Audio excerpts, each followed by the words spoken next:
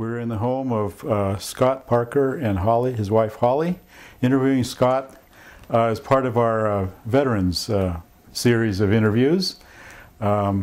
Scott was born in Salt Lake City, but shortly after that came to San Francisco, which he considers home. Mm-hmm. And I'll let Scott tell us some of the rest of the biographical stuff. Okay. Well, I was, like I say, I was born in Salt Lake City in 1941, and my father was in the Navy at the time, and so he, when I was about 4 months old, we moved out to San Francisco, and then I pretty much was raised in the San Francisco area.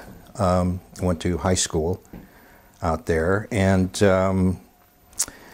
let's see. After high school, I went to college. I had about a year and a half of college down at San Mateo Junior College at the time, and then I decided I lost my focus, and I didn't know I didn't have a direction. So I thought, you know what, I'm just going to get a job and I'll work for a while. Mm-hmm. Well, it didn't take the it didn't take the government long to catch up with me, and so they sent me a letter saying, okay, you're eligible for the draft. So this was during the Vietnam War? So, yes it was. Yeah, it was just the early stages of the Vietnam mm-hmm. War. And so I said, nope, I don't want to be drafted. If I'm going to go in the military, I'll pick my own, thank you. So I interviewed with several, the Army and the Marines and Navy and Air mm-hmm. Force and stuff. And I pretty much liked the Air Force over all of those. And so I did. I joined the Air Force. I took some tests at the time that said, basically, they tested me for, would I be a good candidate for pilot training? Mm-hmm. And it turns out I was, and they sent me up to Travis Air Force Base. This is actually before signing the papers to get in. Mm-hmm. And so I passed their physical and all that kind of stuff. So I was pretty much ready to go into pilot training. And then my recruiter said, he said, you scored very high in electronics. And he said, well, my suggestion is, because you're not going to be flying all the time, that you might want to consider, going in and taking some sort of electronic schooling, and then you can always get back into flying. I mean, you can always reapply for piloting. So that's basically what I did. And however, at that time, the only way, without a degree, the only way you can become an officer was through what was the name of the program? Basically, you had to be unmarried. They promoted you to. You weren't a lieutenant at the time. You were just, you were just in pilot training, and you did your training along with that, the pilot training. However, you had to be single. You couldn't be married. So anyway. I went home and got married. Blew that thing right out the window. So anyway, I went to the education office down there and said, okay, so what kind of programs can I get into where I can get an education? And they said, well, if you pass the test, we'll send you to college. So I did, and they sent me to University of Oklahoma in electrical engineering, mm-hmm. Which I did, and then I got my commission, and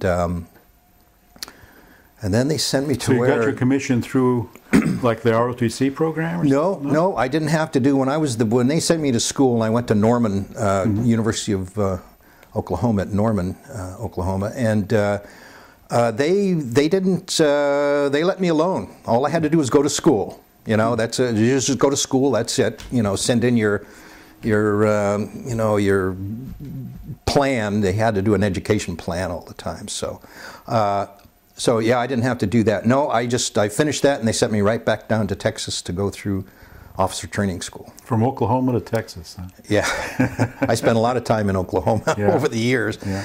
But, well, I'll get around to that later. But anyway, so so then after I finished that, I went up to Ohio, and I was working in Wright-Patterson. You were in flight training? Nope. That's where you first flew? Not yet. No, nope. Not yet? Nope. They sent me to. They didn't have a class date for me, so they sent me up to Ohio, and that was the big. Wright-Patterson was a big R&D development base, and so I got in there, and I told them what was going to happen. I mean, I had already had, by that time I got a class date for pilot training.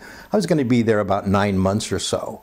And so, so they said, well, we don't know what to do with you. You know, I mean, you can't. We don't want to put you in a real job because, you know, you're going to be gone. So I had a friend of mine who worked in flight test engineering, and so I talked to him, and his boss said, sure, we could use you. You know, so that was a great job for me, mainly because I had access to the fighter test ops folks down there. A lot of our testing was on fighter airplanes. So I went down and talked to those guys and said, you know, I'm going to pilot training, and so if you ever have a back seat available, if I could do that, you know, that would be great, and whatever you could teach me, you know, I was so humble with them, you know. So they said, sure. So they put me through a quick ejection seat training program, and so I had a good time. I had lots of good, valuable flight experience. So you flew in a lot of these planes? I did. I flew F-100s, which was kind of an older plane. That was one of the first ones that could do supersonic flight and level. I think so. Yeah, we never did. But and flying over in that area, Ohio, you know, Kentucky, the scenery back there was just gorgeous. I mean, just going up and looking around during the autumn was just, you know, amazing. So anyway, I had a good time there. Then I finally did go back to Oklahoma for pilot training. Second time in Oklahoma. Okay. So you got that right, Oklahoma. Okay. Yeah. By that time, I pretty much knew. I knew about Oklahoma.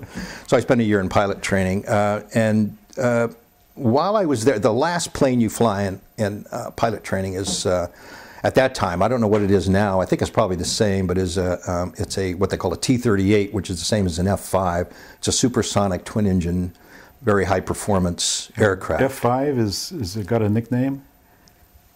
If they do, I don't know what it is. For a while there, the Thunderbirds were using that as their airplane. You know, it's just a real nice, and that, of all the planes I've ever flown, was my favorite. I really enjoyed that. It was such a nice airplane to fly. Lots of speed and power, and it was great. I just loved it. Better than a hot rod, huh? Yeah. So anyway, I finished the pilot training just fine, and then your airplane assignment after pilot training generally had to do with your class standing. And I was in the top 5%, but the only thing they had going available at that time was F-4s, backseat F-4s to Vietnam. And I have a tendency towards motion sickness. So F-4s, those are call them the Phantom? Now Phantoms. Yeah. And riding in a back seat, looking through as a radar observer. No way. Not good. No, not for me. Anyway, I'm okay if I'm flying the airplane. I can do loops and twists and, you know, all kinds of stuff. But boy, no way. Being a passive passenger is not your thing. No. So anyway, the other thing they had was C-123s, which was a old airplane. It was a reciprocating engine airplane and high wing, and it was a kind of a small cargo plane, and they had a lot of those going over there, and they filled all kinds of roles in Vietnam. So I went down to Florida, and Eglin Air Force Base in Florida, and went through training down there, and then eventually went over to Philippines, where I had jungle survival school, and then they kept changing orders on me. First, I was going to be assigned to Saigon. So this plane that you went to now that's more like a truck, I guess, huh? Kind of a flying truck. Pretty much, yeah. You went from a hot rod to a truck. Yes, that was about it. And then you went to Philippines for survival training. For jungle survival. training. Tell us about that. Well, jungle survival was kind of interesting. They basically what they did, they put you through a ground school, so they told you about ways to escape and evade and things to do, and et cetera, et cetera. And then they threw you out in the jungles of the Philippines there, and they had some native tribes out there. They call them Negritos. They're just very small people, you know, but that's where they lived, you know. And so then you had to. The idea was that you would, where they dropped you off, you had to escape and evade, not get caught, and get back. Did they drop you in a parachute or a helicopter? No. They dropped us by helicopter, basically. You know, so they drop you off in the helicopter in the middle of the jungle. In the middle of the jungle, and say, okay, you're on your own until you know, report back to so and so if you can. They gave us a bunch of poker chips Okay, so if they caught us, we'd give the Negritos a poker chip, and they can get 5 pounds of rice. Oh, so for that. So they had an incentive these to native catch you. people. They were your hunters. Yeah, Oh, yeah, I see. and that was their territory, Yeah. as it would be in real life, you know. So anyway, I did pretty well, and I don't know how. You know, by the time I was out in the jungle there, and I had my face smeared with mud, you know, and I was hiding underneath some bushes, and I just, you know, I don't see how they saw me. I really don't. But they did. All of a sudden, I saw them walking along. There was about 5 or 6 of them, and they were just walking very, very carefully, you know. And all of a sudden, one stopped and looked over, and he was looking at me, you know, and I didn't move. Probably, I didn't move. I just, I said, maybe he just doesn't see me. But he did. He pointed to me, and so that told me. So I lost the poker chip. Huh? Yeah. But anyway, but that was kind of fun. It was a very interesting. So you passed this by keeping a certain number of poker chips at the end, or how? Oh, there wasn't a pass or fail. You know, I mean, if they caught you, they caught you, and you were. You know, I mean, if that had been real circumstances, I'm sure that you had been a prisoner of war, or something similar to that. So. Anyway, so then I was finally, they kept changing my orders. I was first in the Trang, then Saigon, and all over the place. And then I was finally assigned to a base up in the northeast section of Thailand called Nakhon Phanom. Nakhon Phanom. And it was very close to the Laotian border up there. And it was a base that had... It was antiques. That's about the best way to describe it. I mean, it was like a museum up there. They didn't have any jets up there. They were all recip airplanes. They had B-26s. They converted to an A-26. And that's the difference between a B and an A as well? Well, the B is the bomber. The A is they took out a lot of the bomb racks, and they actually put in a lot of ordnance stuff. Ordnance being rockets? They could drop bombs, rockets. They had mounted underneath the wings. They had you know, machine guns and everything else, and they were well. I'll describe our mission there. Flying gun platform kind of thing. Pretty much, yeah. And then they had A-1Es, which is a single-engine light fighter type plane, but they were recip. I mean, they took all of these old junky airplanes that they had, but they did the job. They were great at what they did. And what was that? Well, basically, our mission over there, I was part of the 606 Air Commando Squadron, and our mission was basically we flew at night. It was kind of like a forward air control mission, and we flew at night. Help us a little bit to understand what that is. Forward air control. Forward air control. Well, okay, I'm going to describe it right now. What we do is a forward air controller would go out, and they had a lot of these in Vietnam, but they were light planes, and they were all during the day. Ours was strictly night work. We had a navigator who had opened a hatch in the bottom of our airplane, and he had a starlight scope. Now, the starlight scope was like a TV camera that took any available light that it had to illuminate, so you could literally see almost in pitch black. And we would fly up and down the Ho Chi Minh Trail, which was a major thoroughway going from the north to the south Vietnam, and that's where they kept getting a lot of their ammunition and troops and stuff like that. So we would spot a convoy of trucks coming down, and at that point in time, we didn't carry any armament at all. But we would call up an airborne command post, and they would a plane in the air with radar and radio and all that stuff? Yes, and generally they were up 30,000 feet or so, but they had, you know, so we'd call them, we had a frequency, and we talked to them and said, okay, we've got some targets down here, can you send us anybody? Well, most of the time they sent us F-4s, either Navy or Air Force, that were pretty much getting low on fuel. You know, so they had maybe enough time. They still had ordnance, but they had enough time for maybe 1 or 2 passes, and that was it. The advantage of the A-26s and the A-1Es is the fact that they could throttle back, lean out their mixture, and they could fly for hours, you know. So they were the best folks we had to work what we did. Okay, so anyway, so what we would do is once we found these trucks, we would drop flares. We can either do ground markers, which basically is a marker that comes down, hits the ground, ignites, and so it's just a very bright light on the ground. Or we could do airborne flares, which is attached to a small parachute, and then these would drift down. So anyway, so presume people were shooting at you while you're doing this? Yeah, they were. I mean, once the flares came on, of course, everybody in the world knew what was happening here, what was going to happen, but it didn't take them long to figure that out. Yeah.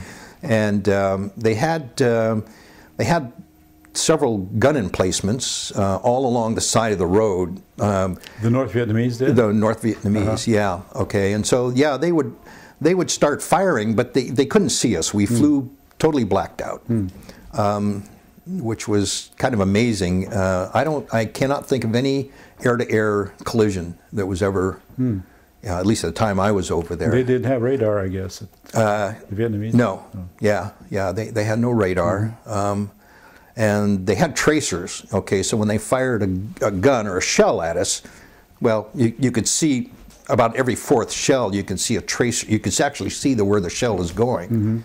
You know. So anyway, so what we do is we drop our flares, and then we would pull off and we'd do a racetrack pattern, okay, on one side of the road, and then we would tell whoever we were working with, the fighter airplanes or bombers or whatever, you stay on that side of the road, and that's how we kept our separation.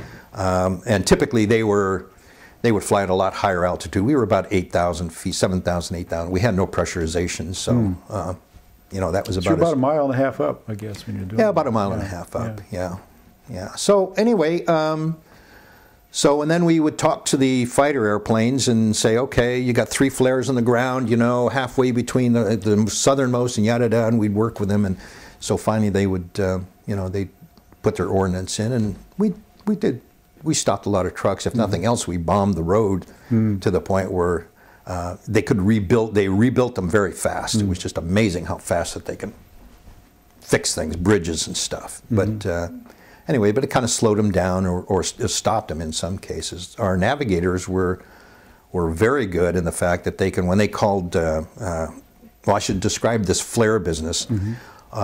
We carried a large box of flares in the back of the airplane, okay? And then we had a ramp that when we were on the ground, the ramp went down to the ground. So we could drive Jeeps and other kinds of things on. And then also we had another door that came down, so you could bring both of them up and then stop at this much. And we had a flare chute, okay, that the 2 doors were clamped around. And so we had flare chute, like a launching tube for the flares? Kind of a launching tube, yeah. And so the navigator would call for... So you'd shoot these out the back of the plane? Right. Yeah, and we had settings on them. So our load master. We also had... I'll call them novices. They were not flying personnel. They just they volunteered to do this because they wanted to do something more than sit at a desk, you know, during the daytime. So they sometimes volunteered to go up with us at night. And so they would help carry, you know, flares back and forth and put them in the tubes and stuff like that. And then the navigator would say, okay, I need 3 ground markers, you know, so they load the ground markers in and set them, and then he would tell them when to push them out. So these navigators were so good. They got to the point where they can actually drop a flare on top of a truck, you know, which made our job pretty easy as a pilot, talking to another pilot, saying, you see that when it's moving? Hit it. You know, I mean, that was it. So anyway, that was kind of interesting. Were they pretty good at hitting them like that? They did a good job. Yeah. They could get them down pretty close. I mean, if they got them close to the road, and if they said just hit the center flare, you know, or whatever. So so now I'm going to tell my story about taking a hit. We got in the way one time of a shell. They couldn't see us because, like I say, we flew totally blacked out. I mean, they didn't know where we were. But we just, somebody shot off a shell. We saw it coming, and as you probably know, if 2 cars are coming together like this, and one doesn't change position in your windshield or anything else, that means eventually you're going to collide. Well, we can see that this was going to be tight, you know, because you saw it coming. Yeah, we saw it coming, and problem with the 123, it was a slow airplane. I mean, it was just not, it wasn't very fast. It was like a brick. But anyway, so we ended up taking, the shell came up and it hit our airplane. Well, the good news is it didn't hit right in the center of our airplane. The bad news is, though, it hit our gas tank. And we, if you know anything about flying or aviation fuel, it's a lot more flammable than your normal gas, or especially JP4 or 5. It's more flammable than jet fuel. Yeah, and so it hit the aft end of the gas tank, and the C-123 did not have wing tanks. That is, our fuel was carried in nacelle tanks. They were right behind the engine. The wings were totally dry. So anyway, it blew the back end of that off, along with part of our flap, although we didn't really, at the time we didn't know that the part of the flap was gone too. And caught fire. Why it exploded? I don't know. Thank you. But it didn't. However, it did not explode. It did not explode. It just caught on fire. It just caught on fire. So you're flying in the dark with this trail of fire behind you. Yeah, 300 feet. I don't know. So now they can see you. Oh, now they could see us big time. So our first order of business, other than regrouping, is to get us pointed out of the area. The quickest route out. So we wouldn't be subject to more more fire. Anyway, the fire came. We typically flew, like I say, we had these ramps at the back that were partially cocked. So the fire came around there, came inside, okay, and caught our flare box on fire. Well, that's just what you need, right? Yep. So we didn't. That was not fun. And so, one of the loadmasters. Flares going off inside the plane now? Not yet. Not yet. Not yet. Okay. But it was coming. It was just a question of time. So the loadmaster called up, and he's the guy in charge of all the loading and stuff like that. And he was in charge of those flares, and he said, "Sir, the flare box is on fire." I said, "Lower the ramp, get rid of it." And he says, "Well, I can't, because it's stuck or something." And I used some words that I'm not going to repeat here on camera. However, I told him as nicely as I could to get rid of the flare box. And I said, I'm going to pull the nose up so you're in a, we're kind of slanted, and just release the latches. And just so he did that, thank God. And he closed the back up. So we weren't having this flame come around. It was just going straight. So the flares are now gone. So the flares are now gone. But you're still burning with the But we're still burning on the tank. The tanks were held in place by 4 latches, 2 in the forward part, 2 in the aft part of the gas tank. We had jettison switches, so if we hit those switches, all 4 latches theoretically should have gone and the whole tank dropped off. We had a cross feed mechanism, so you could feed the left engine from the right tank. Okay, through a series of valves or pipes. If you do that, your plane gets unbalanced. Well, it gets a little off balance, but it's but it'd be nicer not to have the flame fire going.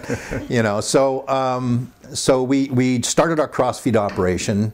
We tried to jettison the tank. Unfortunately, the forward latches released, so the tank started to go down. The back latches did not. Just kind of hanging down. So it was just kind of hanging down, going through the air like that. Well, there wasn't anything we can do about that. I mean, we tried it a couple times and nothing seemed to work. So in the meantime, our chief loadmaster back there, this is about his 5th tour over there, and he kind of decided what he was going to do. He had it all mapped out in his mind about what he was going to do if something like this happened, and he thought for sure that we were all going to bail out. There's no way we were going to get back. So he wore very thick glasses. So he took off his glasses, put them in his flight suit pocket, zipped it shut, because that was his biggest fear, of having to bail out and then get on the ground. Couldn't see. Kind of blind, couldn't see. So he wanted to protect that, and he put on his parachute, lowered the ramp, jumped.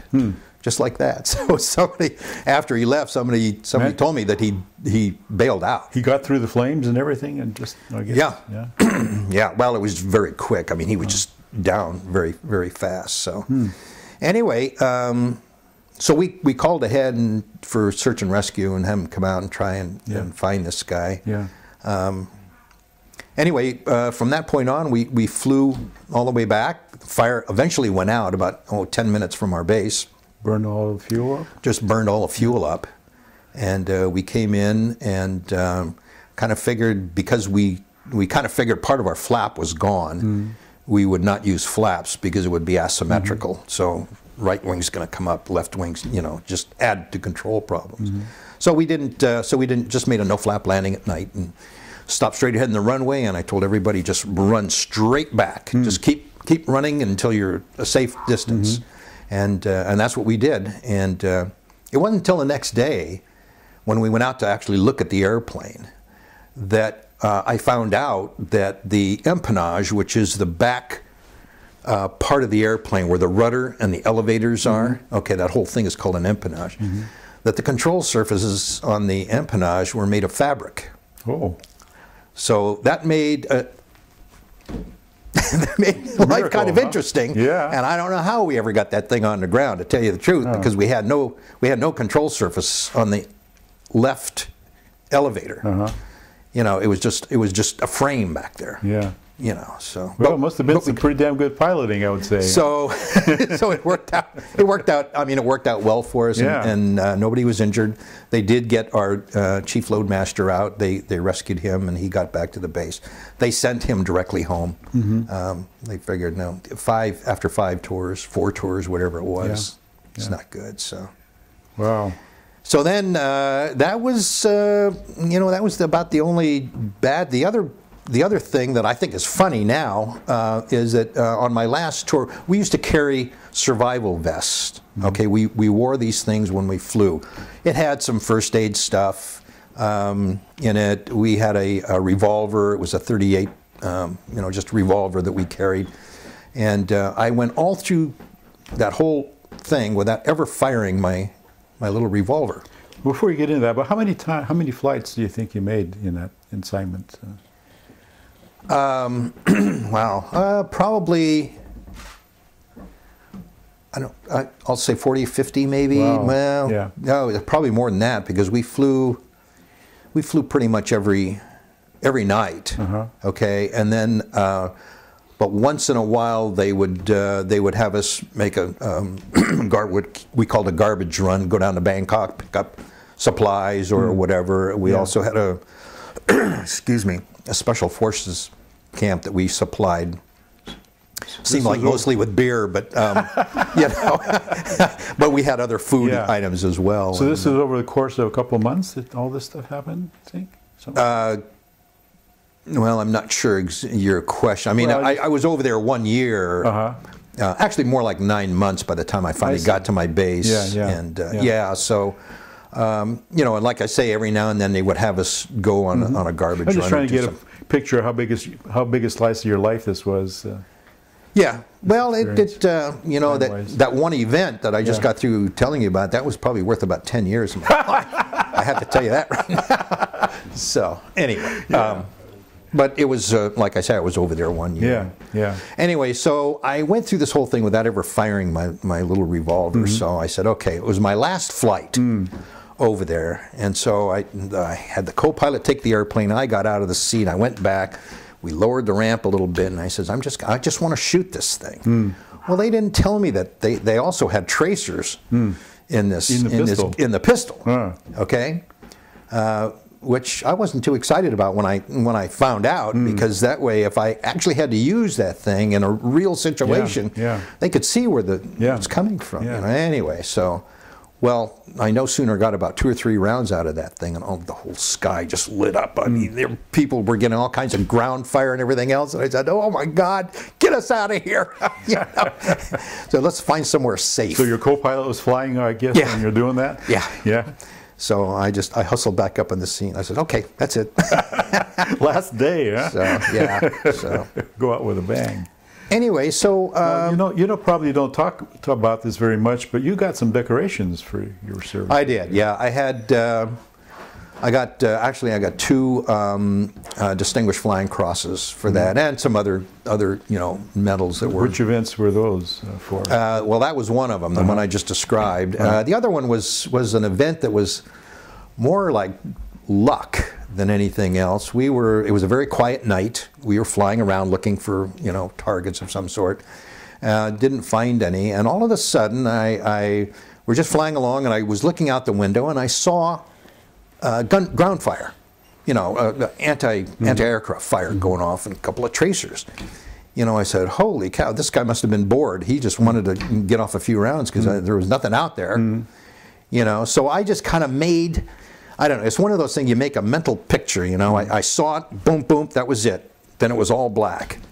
So I turned the airplane over there, and I told our loadmaster, I said, I want two flares ready, and I want them with a parachute, because I want them to go off above. Set them for maybe about 2,000 feet.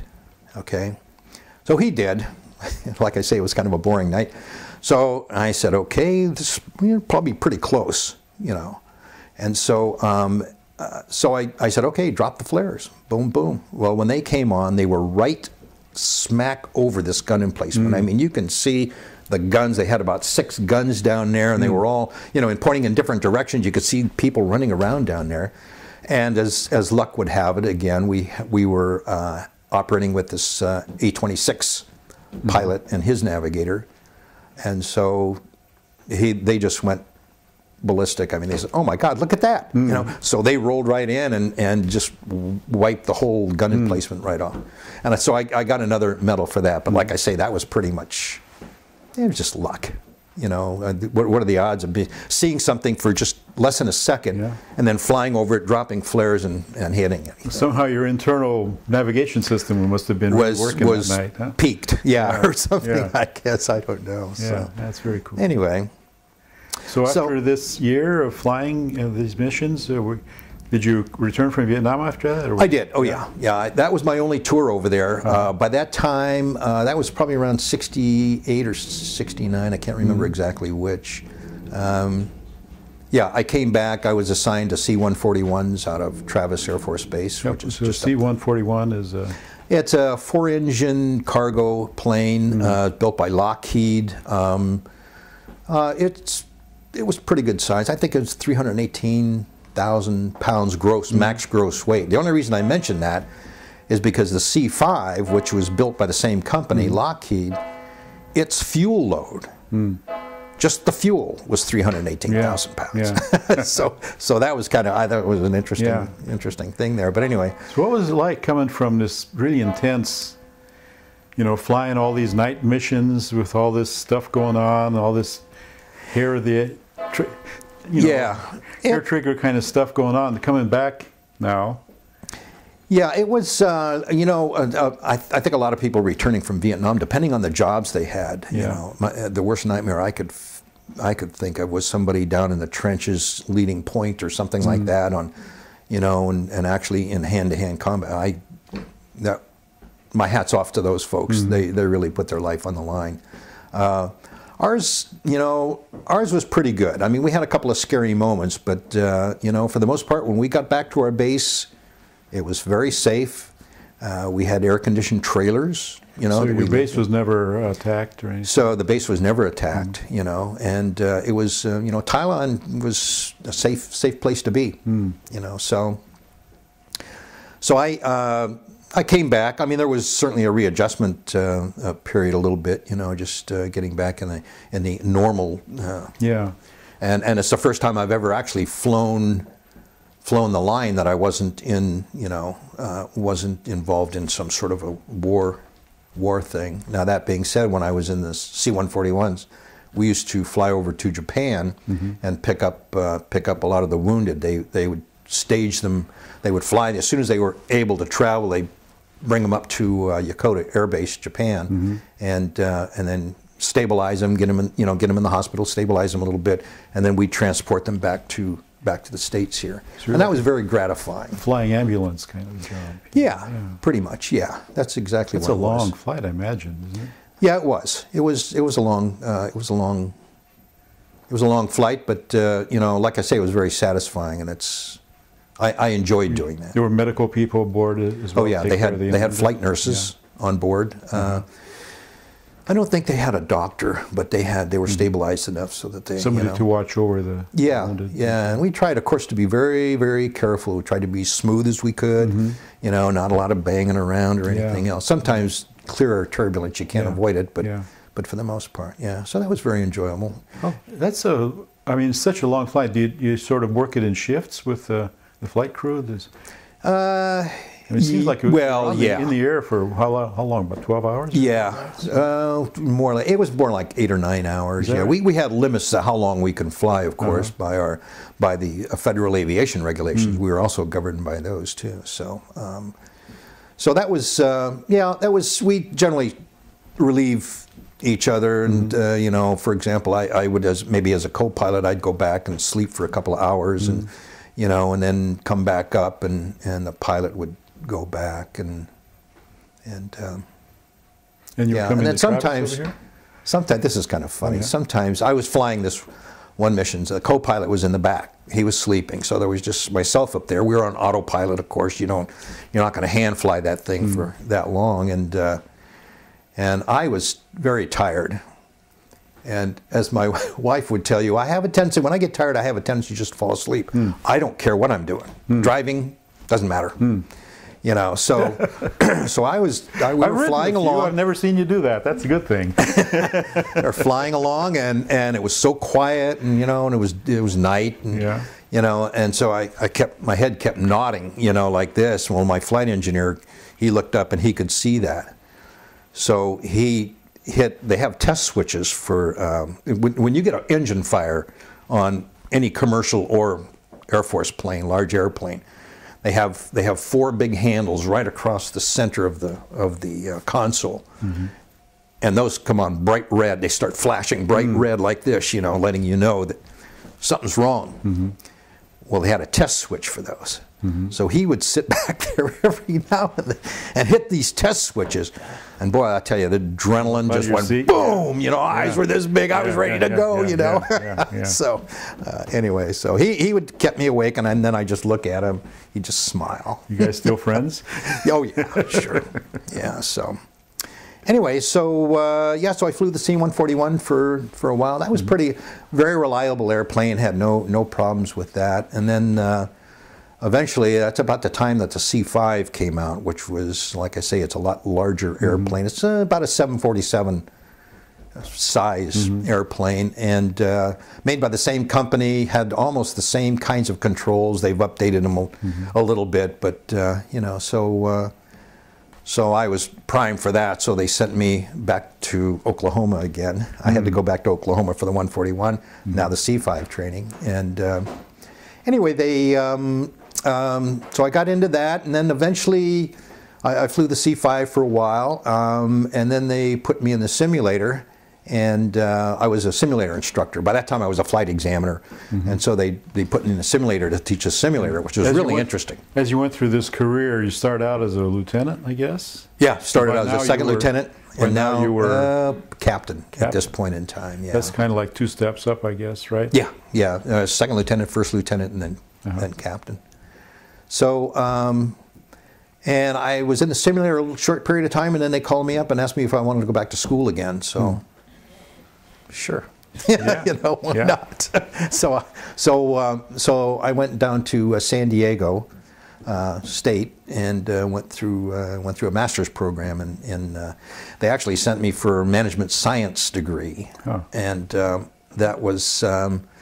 My advisor down there, my thesis chairman, actually, he said, if you take 1 extra class, he said, you can end up with an MBA, which is a lot more sellable than a management science degree. So I did. So that's what I did.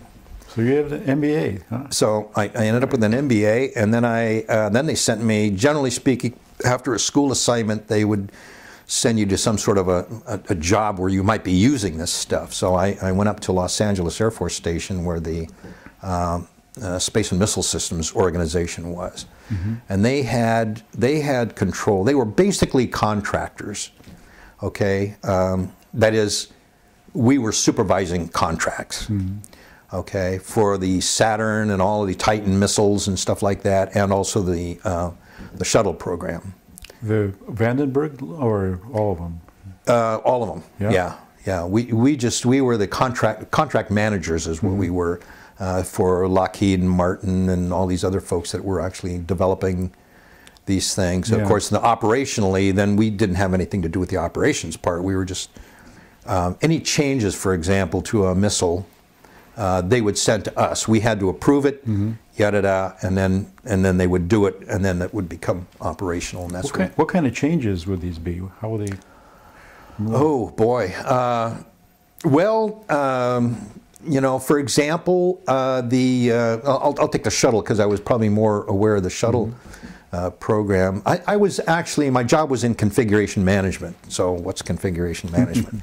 Well, it has to do with configuration and managing changes.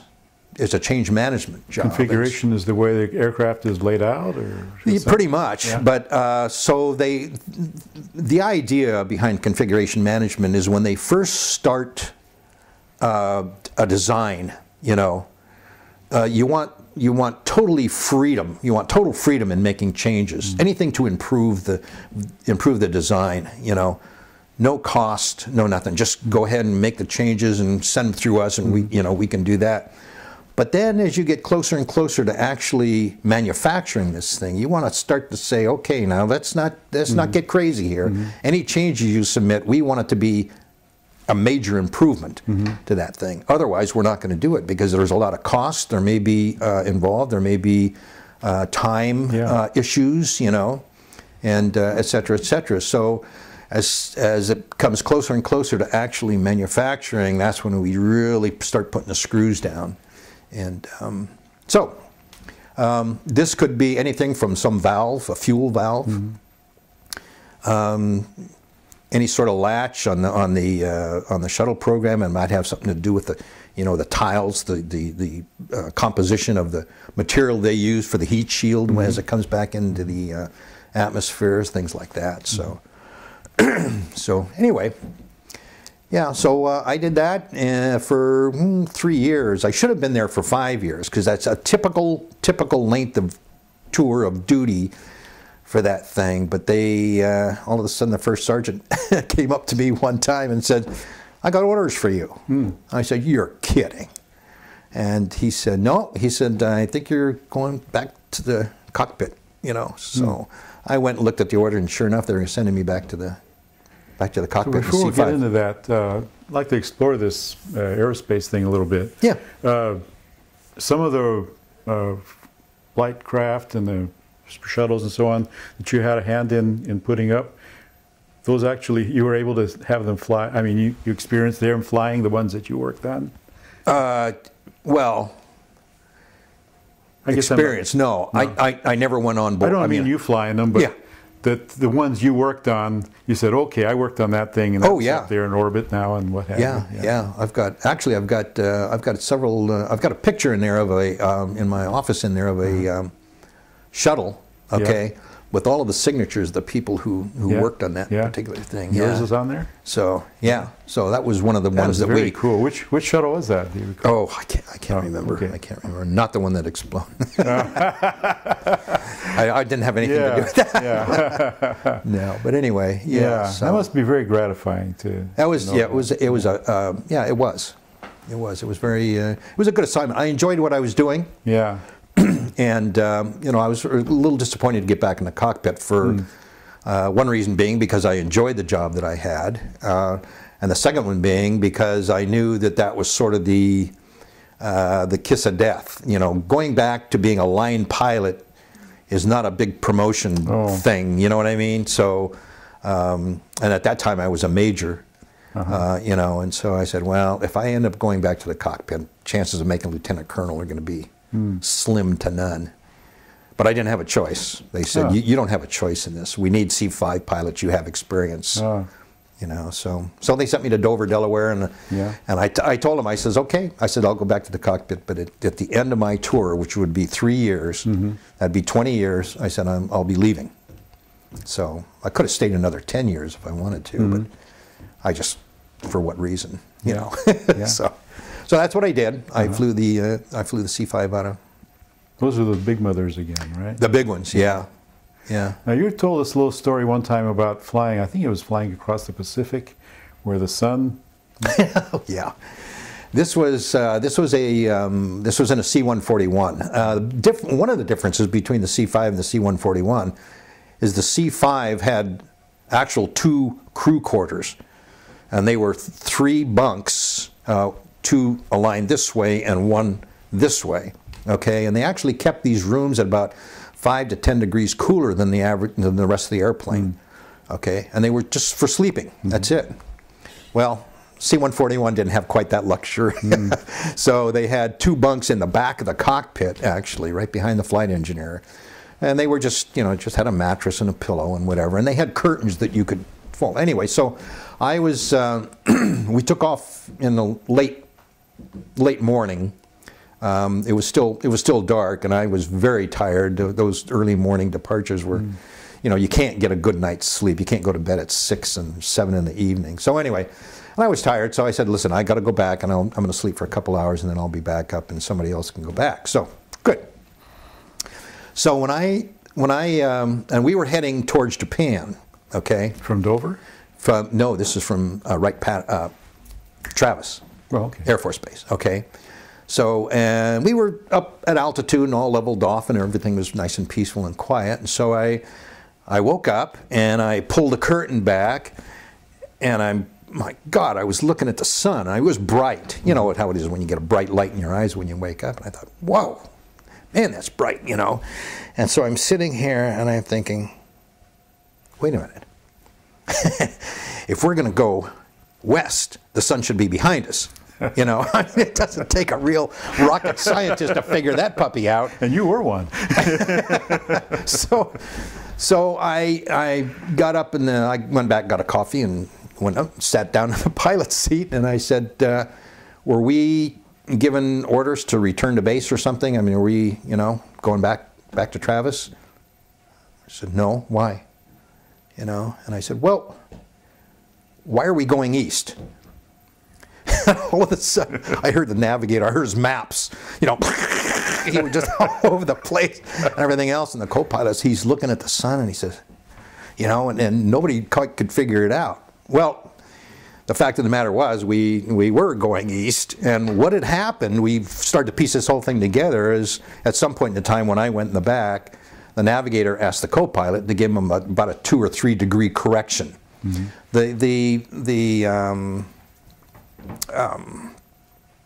Autopilot? Oh, autopilot, thank you. I'm getting old. Anyway, the autopilot on that thing was to turn the airplane. You just had a little simple knob down there, and you just turn the thing. And if you left it there, it would stay in a bank. And so the co-pilot, thinking, yeah, we're just going to have a couple of degree correction. He just put a couple of degrees in, not enough to really notice, and he forgot about it.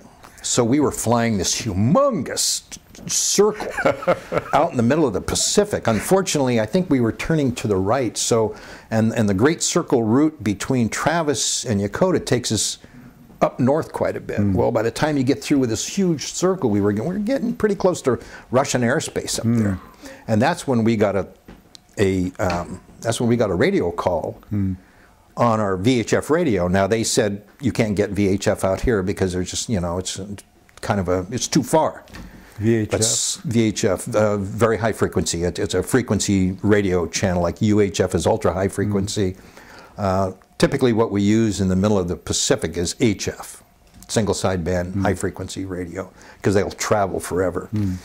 Anyway, we got this call that we didn't think we could get, and they wanted to know what our intentions were. And I said, our intentions are correcting back to course as we speak. And so I just did a 90 degree correction and got us, we went back on course and everything else. But you had plenty of fuel, so that wasn't a problem, I guess. That wasn't a problem, no. We always carried, I can't remember exactly what the statistics were, but you had to carry enough fuel to get to your point of landing, loiter for 45 minutes, and then enough fuel to get to your destination, or to an alternate. Yeah. Okay, so, something along that line. So we had plenty of fuel. So you never got close to the Russians, though. So we didn't. No, that was the good part. We caught it before we got that. Yeah. Got that far. Okay, so now you're back in Dover. So now I'm back in Dover and finished my tour of duty in the Air Force. I retired in 1980. You were still a young man then. I was 39. Yeah. Yeah, I remember 39. That was a long time ago. Oh, well, I can just barely remember.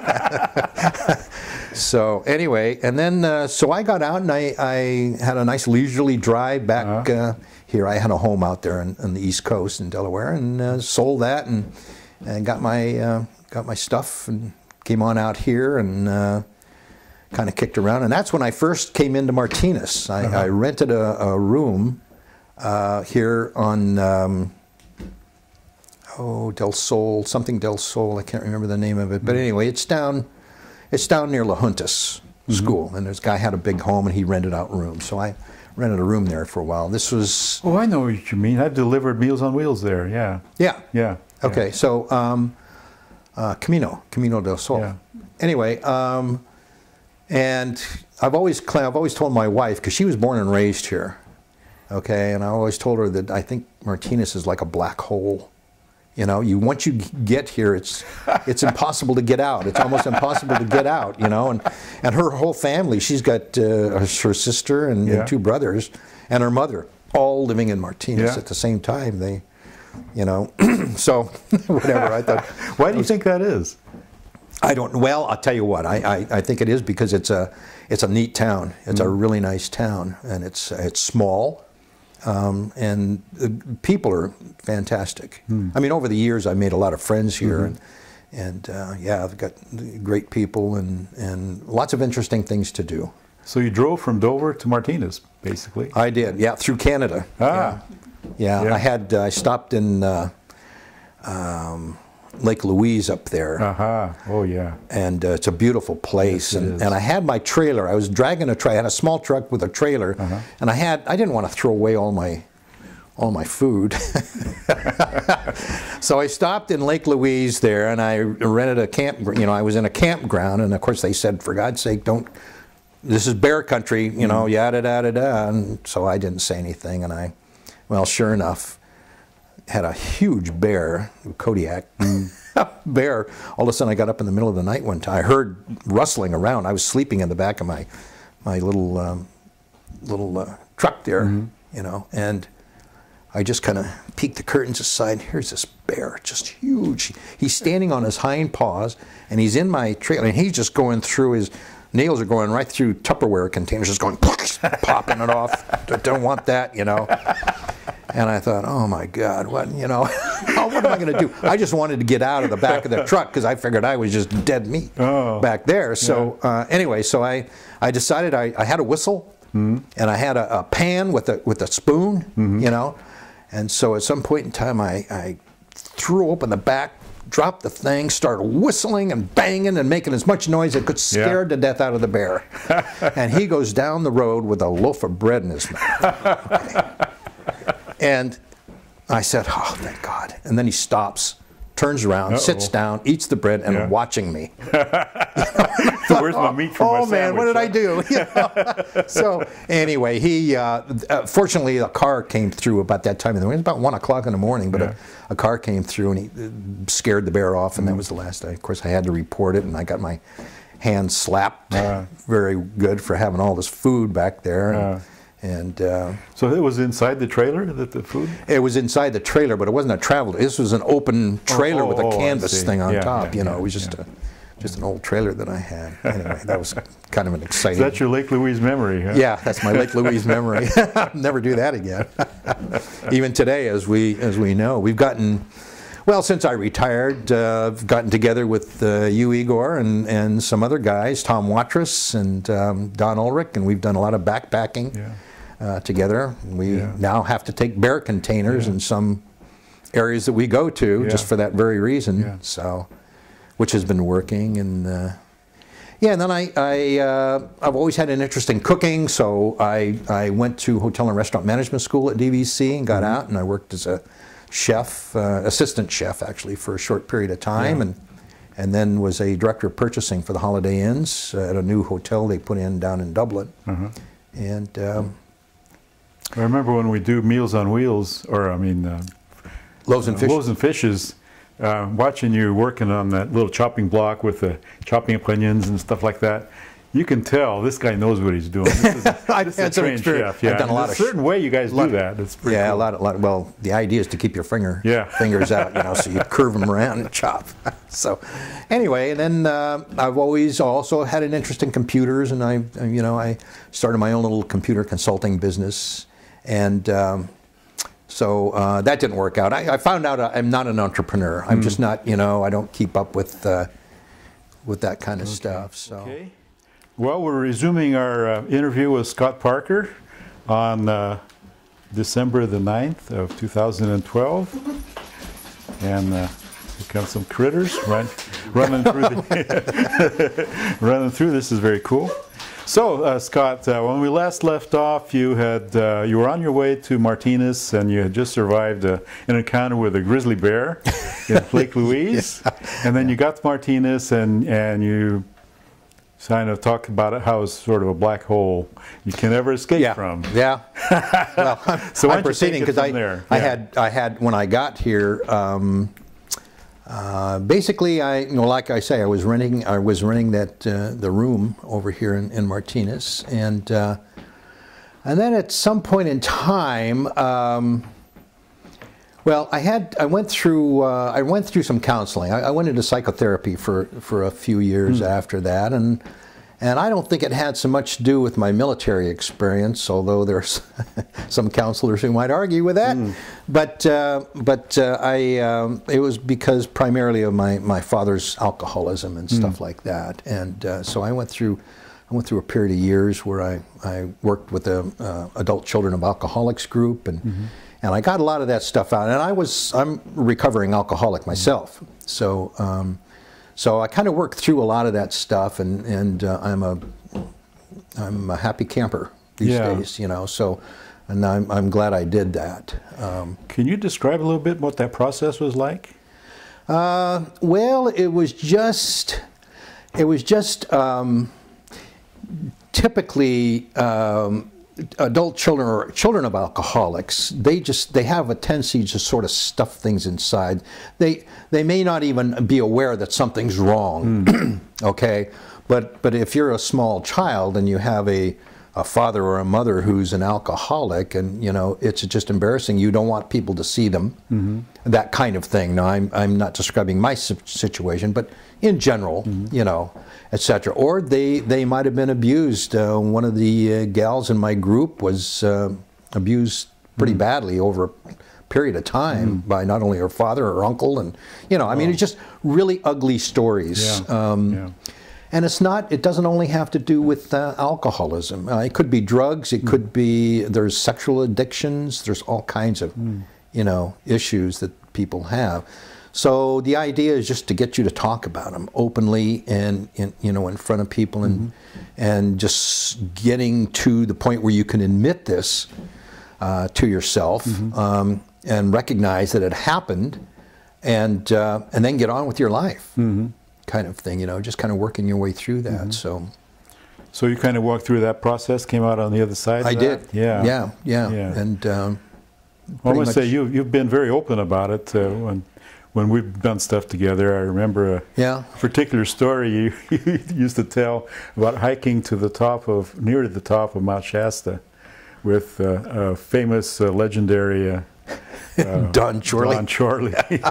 And how it was evidently a miserable day, and he'd gotten to the very top, and you were almost to the top. Yeah. And you decided that was as far as you wanted to go, and he was tempting you. He says, "Come on up here, I'll give you a beer." Yeah, and he carried a beer all the way up there for me. Yeah. And you told him, well, since he was a minister.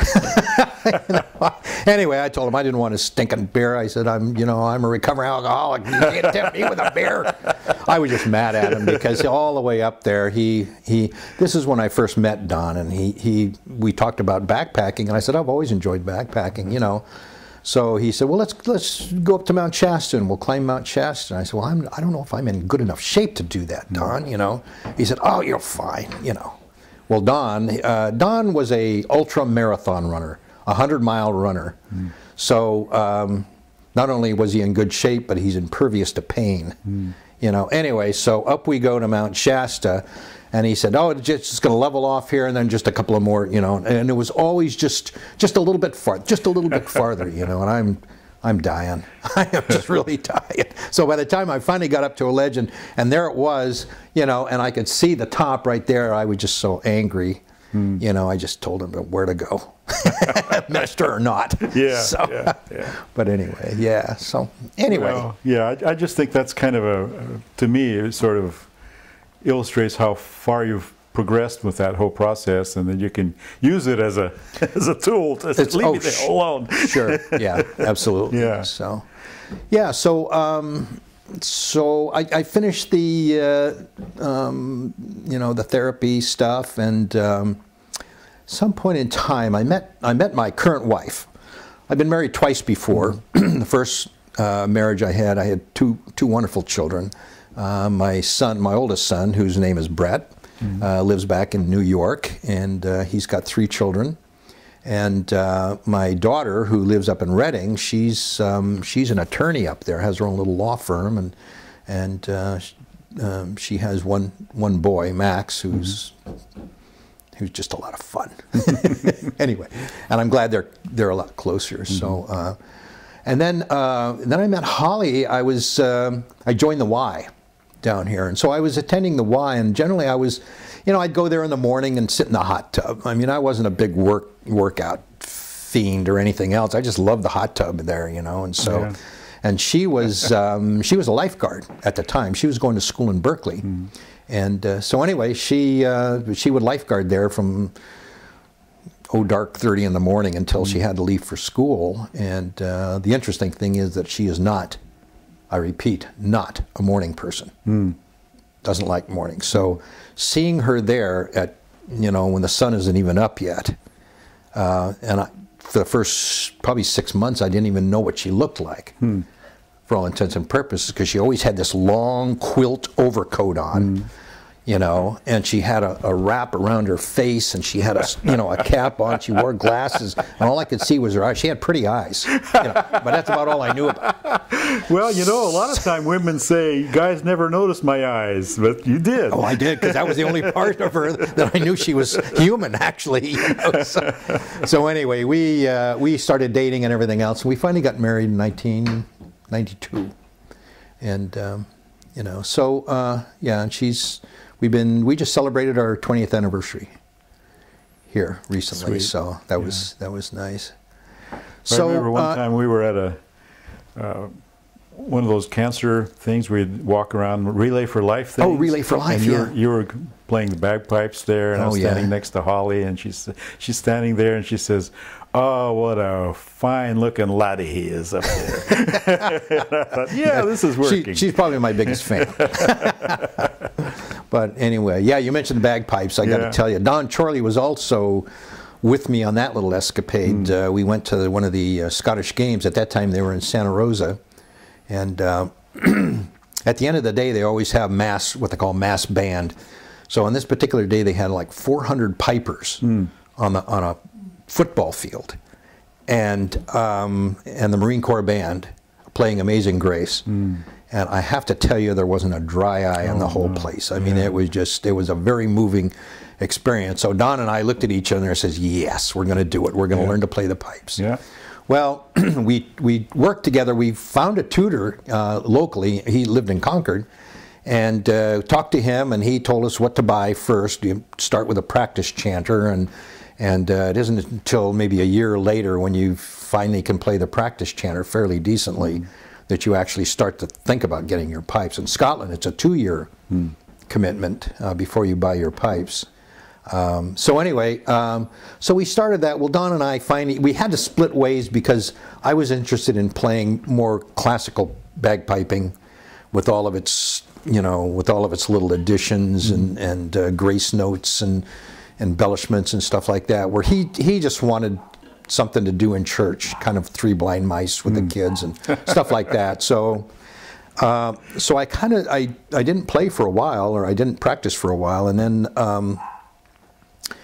one of our Kiwanians, I have to mention the Kiwanian. Absolutely. Okay, the Kiwanis Club. Yeah. I joined that about that same time, I think, and And the reason I have to do that is because Igor is also a Kiwani, and if we don't mention Kiwanis in here, we're going to get fined $1. So deep trouble. Yeah. There it is. So anyway, yeah. So one of our fellow Kiwanians, Linda, was at that time a nurse out at Shell, and she knew of a guy. She heard that I wanted to learn to play the bagpipes, and she knew a guy that played with a band. He's a bass drummer, but nonetheless, he. You know, so I talked to Scotty Porter. I worked with Scotty, yeah. Yeah, he was a fireman over there. Yeah. And so we had lunch together one time in Martinez here, and so he said, well, I'll tell you what, he said, I can, if you're interested in learning to play the pipes, I can get the band will teach you how to play the pipes. The only thing is you have to become a Mason.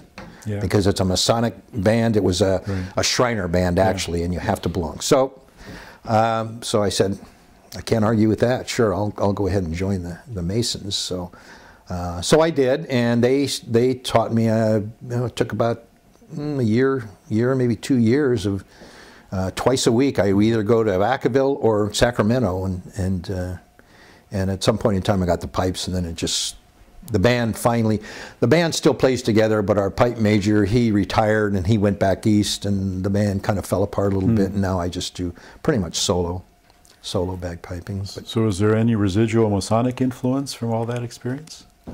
Residual what? Masonic experience? Well, I still belong to the Masons. I'm not super active, and the Masons, of course, they have different officers, okay, for each Masonic temple, and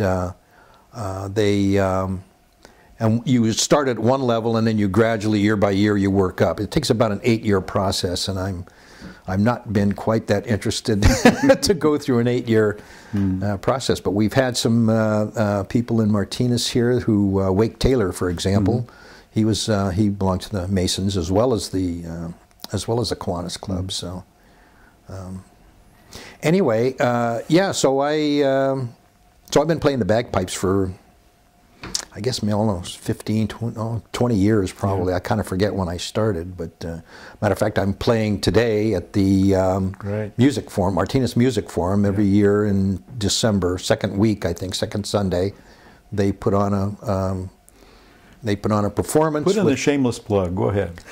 No, I am. No, right. You know, they raise money for. They have choirs, yeah. And they raise money. The Martinez Music Forum raised money for the music programs in all the schools, local schools. So it's a worthwhile organization. It's a worthwhile thing to do, and I'm happy to be it's always part a lot of fun too. Yeah.